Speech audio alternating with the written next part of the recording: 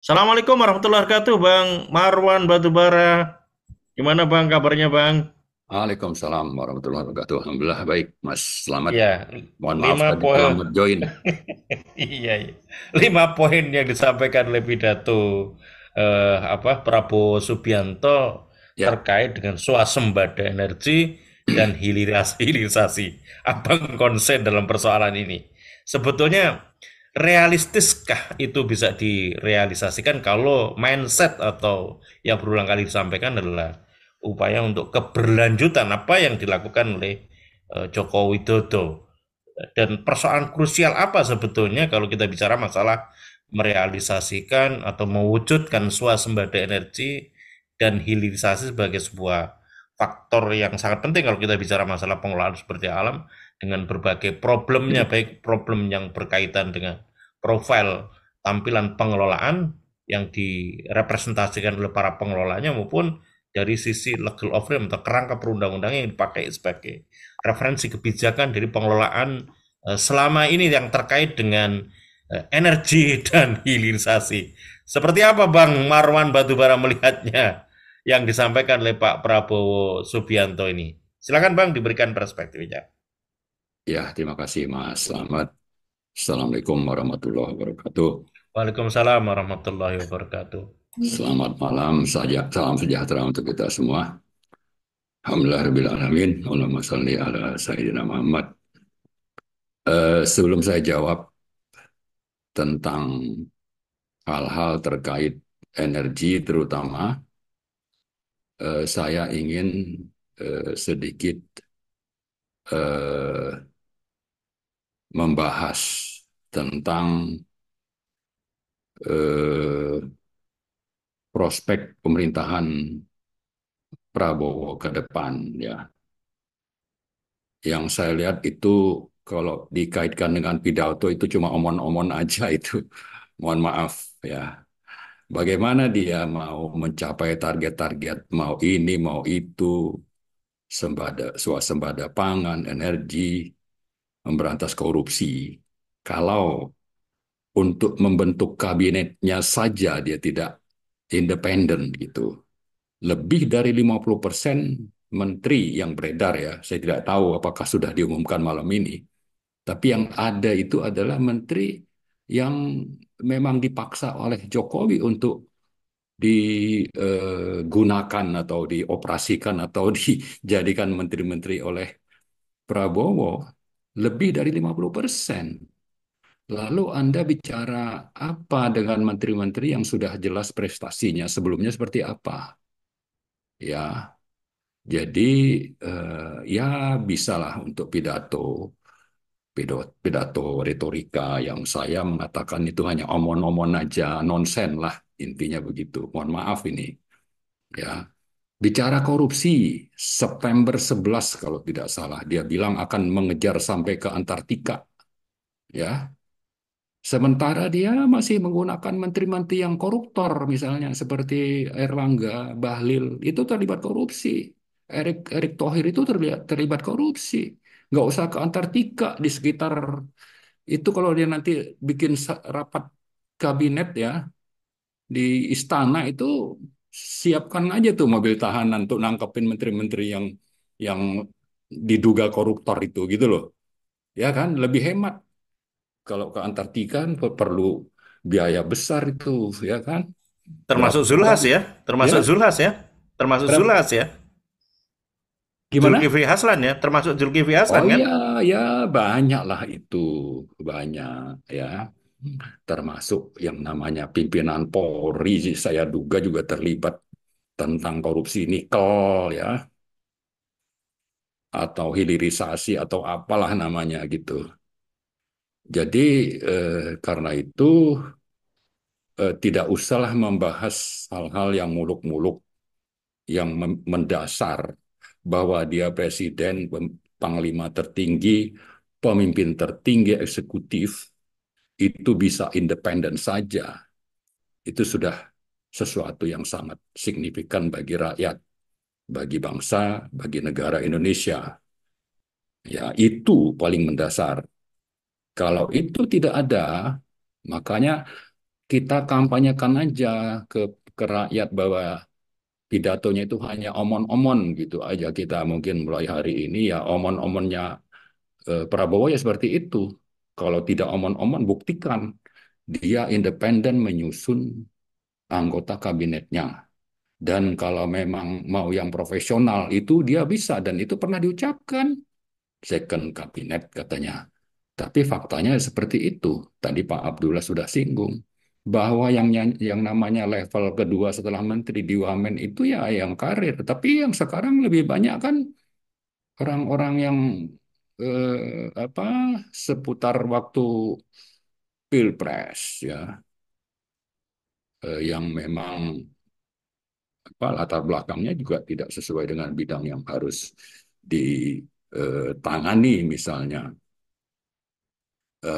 Maka berhentilah berharap ya hal-hal yang muluk-muluk yang nanti kita jadi sakit kepala sendiri gitu ya. Untuk apa itu? Mending ini aja kita suarakan. Anda jangan terlalu banyak omon, Anda bebaskan diri sebagai pemimpin tertinggi dari tekanan Joko Widodo, tekanan oligarki, tekanan Cina, tekanan pemimpin-pemimpin partai yang memang saling eh, mengambil manfaat untuk bagaimana mereka terus mempertahankan kekuasaan sambil menguras rente APBN, rente dari tambang dan sebagainya, yang semuanya itu kalau dikelola dengan baik, memang itu bisa menambah penerimaan APBN. Tapi kalau tidak, ya katanya mau melanjutkan hilirisasi. Hilirisasi yang mana? Orang yang bangun smelter itu Cina dan yang namanya hilirisasi itu kalau misalnya nikel bisa menambah nilai tambah itu sampai sekitar 11 sampai 14 kali, yang ada itu cuma seperempatnya. Justru yang menikmati itu ya Cina gitu. Gak usah jauh-jauh ke hilirisasi. Tambang rakyat aja ya dipaksa untuk dijual ke smelter Cina yang ada di Sulawesi Tenggara, Sulawesi Tengah itu dengan harga yang lebih rendah daripada harga pasar. Itulah yang terjadi. Dan ini siapa? Orang-orangnya ya orang-orang yang memang ada di seputar Jokowi. Itu korupsi yang namanya Bobi Nasution yang sudah disebut sama eh, mantan gubernur Maluku ya, Maluku Utara, Pak Kasuba. Itu sudah jelas ada ininya. Nah itu tangkap aja tuh koruptor. Ada di Medan, nggak sampai ke Antartika bagi Prabowo kalau mau gitu ya. Jadi itu mungkin ya. Nah, terkait dengan swasembada energi misalnya, Anda bicara energi itu ada yang listrik misalnya ya, terutama ini yang signifikan itu ada listrik, ada minyak, ada gas. Gas saja itu karena yang dikonsumsi misalnya bukan C1 istilahnya ya, CH4 itu yang bisa dipakai kalau ada pipa ke rumah-rumah. Tapi kalau yang tabung LPG itu 70% lebih itu impor. Ya, LPG itu gas. Minyak kita konsumsi sekitar 1,5 juta barrel per hari. Sementara lifting kita itu hanya 560.000 barrel per hari. Ya, swasembada seperti apa yang dimaksud oleh Mister Omon-Omon itu gitu. Ya kan? Listrik. Listrik itu sebetulnya kalau memang mau swasembada itu eh, yang lebih mendesak bukan membiarkan Independent Power Producer IPP membangun pembangkit-pembangkit lalu menjual kepada PLN dengan skema take or pay. Take or pay itu artinya adalah PLN harus membeli semua pasokan listrik yang dibangun oleh pembangkit swasta, tidak peduli misalnya yang dibutuhkan itu tidak seluruhnya. Misalnya di satu provinsi dibutuhkan 100 megawatt. Si swasta IPP ini punya 150, yang dibeli itu 150. Padahal itu menjadi beban operasi. Dan itu nanti ujungnya adalah akan meningkatkan biaya produksi produksi listrik. Ujungnya itu konsumen listrik kita-kita yang bayar tagihan listrik itu membayar lebih mahal. Seandainya eh, skema itu tetap dipaksakan, dan ini masih masih berlangsung, dan sepertinya ini tidak bisa diputus gitu, tidak bisa dihilangkan oleh oleh pemerintah. Kenapa? Karena di belakang itu adalah konglomerat-konglomerat, ada Sinarmas, ada Adaro dan sebagainya dan sebagainya. Nah, Adaro ini juga saya kira ada saham keluarga Prabowo di situ. Ya, jadi ini yang lebih mendesak sebetulnya. Nah, di balik swasembada energi ini juga ada upaya untuk memaksakan pembangunan pembangkit listrik hijau istilahnya. Apakah itu dengan panas bumi, dengan solar PV, atau tenaga angin, dan sebagainya. Kita sih oke-oke saja kalau mau bangun, tapi kalau supply listrik itu masih berlebih, dan sekarang itu Jawa Bali cadangannya kira-kira sampai 40%. Padahal cadangan itu istilahnya itu reserve margin, yang efisien itu 20%. Kalau sampai 40 berarti ada kelebihan pasokan. Dan ini harus diterima. Kenapa? Dari mana ini? Dari listrik swasta tadi. Nah, jangan sampai kita dipaksa untuk menerima pembangunan eh, pembangkit-pembangkit listrik hijau atas nama swasembada, atas nama energi bersih, sementara pasokan listrik itu masih berlebih. Belum lagi nanti atas nama energi bersih atau pelestarian lingkungan, ada pembangkit-pembangkit listrik tenaga uap PLTU. Ya, itu yang harus disuntik mati. Padahal usianya ada yang mungkin masih 5 tahun, 10 tahun, 15 tahun. Nah, ini sangat potensial untuk terjadi. Nah, ini harus kita pantau. Ya, jadi eh, terlepas niatnya baik, mungkin saja si beliau itu tidak memahami atau belum komprehensif memahami masalah di balik ini, bisa saja ini sengaja diseludupkan ya atas nama tadi kepentingan energi hijau dan sebagainya, lalu dipaksakan untuk dijalankan, dan ujungnya itu adalah tadi tarif listrik itu akan menjadi mahal bagi kita, dan ini kita harus teriakin tidak bisa ini seenaknya dijalankan. Mungkin itu ya, saya nggak tahu apakah sudah menjawab yang Mas Selamat tanyakan, tapi saya kira yang paling basic itu adalah tunjukkanlah bahwa Prabowo itu pemimpin tertinggi, tidak bisa diintervensi, ditekan untuk Jokowi itu memaksakan, atau konglomerat oligarki itu memaksakan siapa yang harus jadi menteri apa.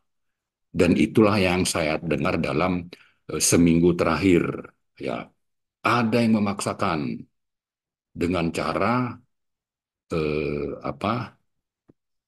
Ancaman membongkar kasus korupsi, membongkar kasus susila, sehingga ini tersandra, tersandra untuk akhirnya menerima. Atau juga yang saya dengar ada ancaman, kalau ini tidak diterima, maka ekonomi akan diganggu. Rakyat nanti berontak, lalu ada kondisi darurat, maka bisa saja dilakukan pemakzulan terhadap Presiden Prabowo. Itu juga ada. Seperti itu. Nah, sebagai pemimpin tertinggi, tunjukkanlah bahwa semua isu itu tidak benar. Tapi rakyat tidak bisa percaya begitu saja kalau lebih dari 50% menteri-menteri yang dia angkat itu adalah orang-orang yang sudah biasa melakukan penyanderaan, sudah biasa selama ini melakukan penyanderaan terhadap lawan-lawan politik. Saya ingat dulu waktu kita bicara tentang menolak hasil Pilpres 2024, ya banyak partai yang ingin supaya ini diproses di MK secara objektif sesuai dengan aturan main hukum dan sebagainya. Bahkan PDIP pun waktu itu siap untuk mengerahkan massa. Tapi akhirnya itu tidak terjadi. PDIP yang sebetulnya sudah sangat berbeda pendapat dengan Jokowi saja, ya, yang punya alasan untuk tidak sejalan dengan Jokowi saja, itu tidak berani untuk mengirimkan massa. Kenapa sampai begitu? Nah, diduga ini memang pemimpin-pemimpinnya ada yang tersandra kasus, entah kasus korupsi atau kasus perbuatan tercela atau susila. Itu. Jadi intinya sebetulnya lebih kepada bahwa mari buktikan Anda presiden. Kalau Anda seperti ini, kabinetnya seperti ini, mohon maaf, Anda cuma omon-omon aja dalam pidato Anda gitu. Saya kira itu, Mas Slamet. Ya, artinya Bang Dr. Marwan Batubara dengan melihat track record selama ini, jejak rekam pengelolaan untuk mengelola energi, lalu kemudian ada sebuah keinginan atau rencana yang Abang tadi sampaikan bahwa ini omon-omon saja untuk merealisasikan swasembada energi, apa yang sebetulnya menjadi sebuah kendala struktural baik yang terkait dengan jejak rekam orang-orang yang dilibatkan nanti di dalam kabinet di dalam rangka untuk bisa mengelola implementasi dari kebijakan energi maupun yang terkait dengan referensi kebijakan yang sekarang ini tersedia sebagai sebuah acuan baik yang terkait dengan sumber daya alam maupun yang terkait dengan pengelolaan investasi, Bang Dr. Marwan Batubara. Oke, tadi saya belum tuntaskan ya. Saya lupa soalnya lebih menyoroti masalah omon-omon. Jadi intinya, kalau bicara energi, yang utama tadi adalah listrik. Listriknya itu perlu dibenahi dari sisi supply dan harusnya PLN itu dominan untuk membangun pembangkit. Ya, jangan justru dikasih kesempatan kepada swasta. Swasta pun mungkin oke kalau prinsip take or pay itu dihilangkan. Kemudian bicara gas, LPG itu terlalu banyak kita impor. Itu tidak bisa pakai C1 atau gas alam cair yang langsung bisa dipakai, dikonsumsi oleh. Dan itu yang banyak kita produksi. Kenapa? Karena jaringan pipanya itu mahal dan belum merata. Itu mungkin ya sekitar 1-2% dari konsumsi, ya anggaplah 5% dari konsumsi gas yang ada. Lalu bicara minyak, tadi saya sebutkan kita butuh 1,5 juta barrel per hari. Sementara produksi kita itu hanya 560 ribu barrel per hari. Anda kalau mau jadikan itu 1 juta barrel saja, dan ini sudah pernah dicanangkan oleh Nike ya, dan juga menteri sebelumnya itu untuk bisa menghasilkan 1 juta barrel per hari. Itu tidak bisa seperti membalikan telapak tangan. Harus ada proses eksplorasi namanya. Setelah eksplorasi, ya itu nanti sekitar 5-6 tahun baru bisa dihasilkan produksinya, dieksploitasi. Nah, Anda melakukan eksplorasi saja yang sudah cukup bagus dicanangkan oleh Pak Sudirman Said waktu itu di 2015 sebagai Menteri SDM. Dia sudah nyusun program itu bersama dengan Pak Andang Bahtiar yang sekarang keluar kerja di luar negeri kalau tidak salah di Prancis. Itu dulu juga pendukung Jokowi. Dan mereka sungguh-sungguh menyiapkan ini kalau mau naikkan lifting, maka intensifkanlah eksplorasi. Sudah disusun rencananya, menterinya diganti, programnya tidak dilanjutkan. Gitu. Jadi mau swasembada minyak atau apa minyak mentah istilahnya itu eh, kalau bicara selama 5 tahun Prabowo jadi presiden sih saya bilang tidak itu satu hal yang mustahil lah begitu karena butuh waktu proses dan itu harus dimulai dengan eksplorasi.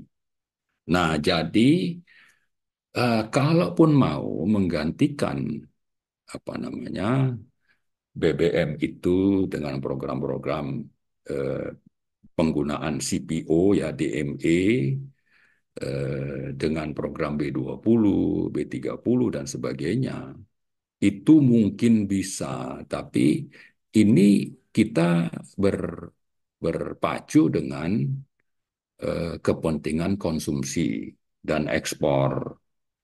Ya, kalau kejadian misalnya dulu minyak makan itu langka, orang antri berjam-jam sampai ada yang mati. Itu terjadi waktu harga CPO dunia itu naik.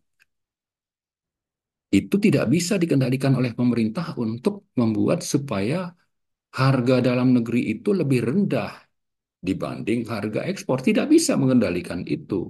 Pernah juga terjadi waktu PLN mengalami blackout. Itu juga sama, pasokan batu baranya itu berkurang. Kenapa sampai berkurang? Karena para produsen batu bara itu dibiarkan ekspor. Karena kalau dijual di dalam negeri, itu ada batas $70 per ton untuk kalori 6322. 6.322 kilokalori per ton. Nah, artinya apa? Artinya untuk mengurus yang sebetulnya ini gampang kalau negara itu berdaulat, itu saja tidak mampu. Kenapa? Memang tidak berdaulat. Yang berdaulat itu ya konglomerat oligarki dan oligarki ini pemimpinnya adalah Joko Widodo waktu itu. Apakah Prabowo ini nanti bisa mengatasi ini? Apakah haruslah itu harus ditunjukkan memulai dengan mengangkat menteri-menterinya. Kalau 50% menterinya itu adalah warisan Joko Widodo ya lupakan saja itu gitu. Itu kira-kira ya. Jadi isu energi ini macam-macam. Kita bicara listrik tadi berhadapan dengan itu. Kita bicara gas kita impor kalau LPG. Atau kita mau bangun pakai C1 itu harus bangun pipa dan itu biaya mahal. Kalau BBM Anda mungkin tidak bisa begitu saja melakukannya karena impornya itu justru lebih besar ya. Coba aja bandingkan butuh 1,5 juta barrel diproduksi hanya 560 ribu barrel per hari. Hampir ya 3 kali lipat ya yang kita harus impor dibanding produksi. Lalu kalau Anda bicara tentang penggunaan CPO B1, B20, B30 artinya nyampur solar fosil dengan CPO, 30% CPO misalnya itu ya.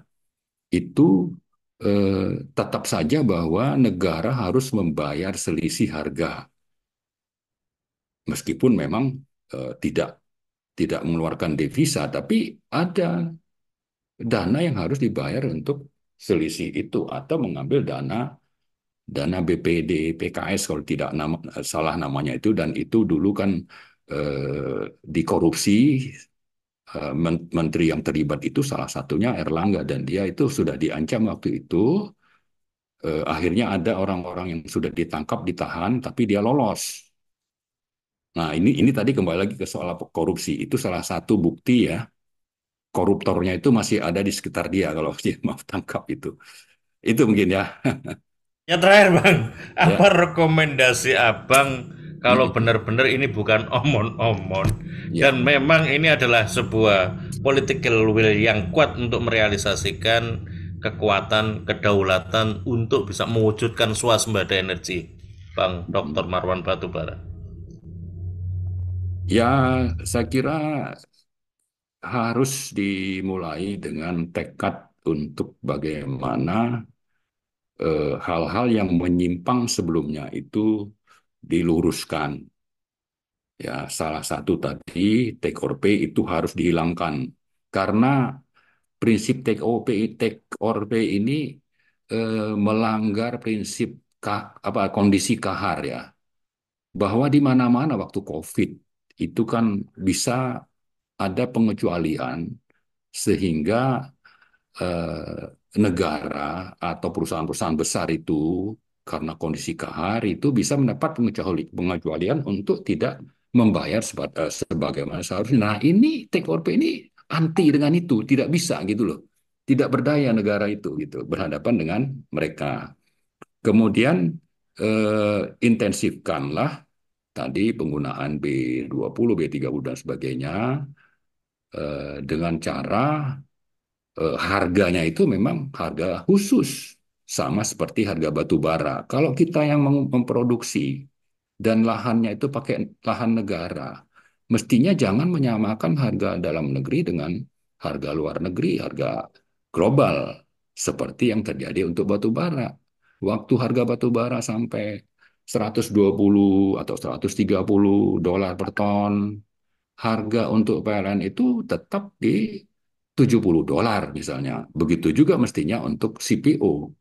Nah, artinya apa? Artinya memang negara itu harus berdaulat untuk bagaimana supaya ini kalau untuk negara, toh mereka nanamnya di tanah negara, punya rakyat semuanya itu. Kemudian kalau bicara energi bersih ya, salah satu yang paling mendesak karena di mana-mana itu penggunaan solar PV itu harus juga dimulai dengan membangun industri dalam negeri, kerjasama dengan perusahaan-perusahaan luar negeri untuk membangun pabrik-pabriknya di Indonesia.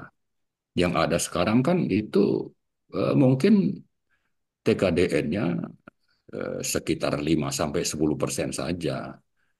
Nah, ini potensi yang memang harus benar-benar dikaji dan ini pernah dicanangkan dulu oleh Pak Dahlan Iskan waktu menjadi Menteri BUMN zaman Pak SBY. Ya, tapi tidak berdaya dengan apa calo-calo yang mau impor dengan apa agen-agen yang memang cari rente dari situ itu sengaja dibunuh gitu sehingga tidak berlanjut itu. Tapi saya kira kalau tadi tidak omon-omon itu salah satu yang sangat strategis yang harusnya dijalankan oleh Prabowo. Kalau tidak, ya ini Mister Omon-omon ini memang layak untuk tetap kita pertahankan namanya Presiden Omon-omon gitu ya. Saya kira itu. Terima Ya, kasih Dr. ya, Marwan Batubara siap. atas perspektifnya. Kita akan menunggu seberapa jauh nanti political will Presiden Prabowo benar-benar bisa punya kemandirian atau kekuatan atau kedaulatan untuk tidak hanya sekedar merealisasikan keberlanjutan tapi perubahan yang di-vote oleh benar-benar itikat untuk memutus legacy yang bermasalah yang telah ditinggalkan oleh Presiden Joko Widodo dengan berbagai kebijakan-kebijakan yang banyak sudah dilakukan berbagai upaya untuk melakukan kritik terhadap kebijakan. Terima kasih Bang Bahasa, Dr. bahasanya yang Mahon Batu. bahasanya yang lugas aja, tidak sekedar omon-omon gitu. Tidak sekedar awon-awon.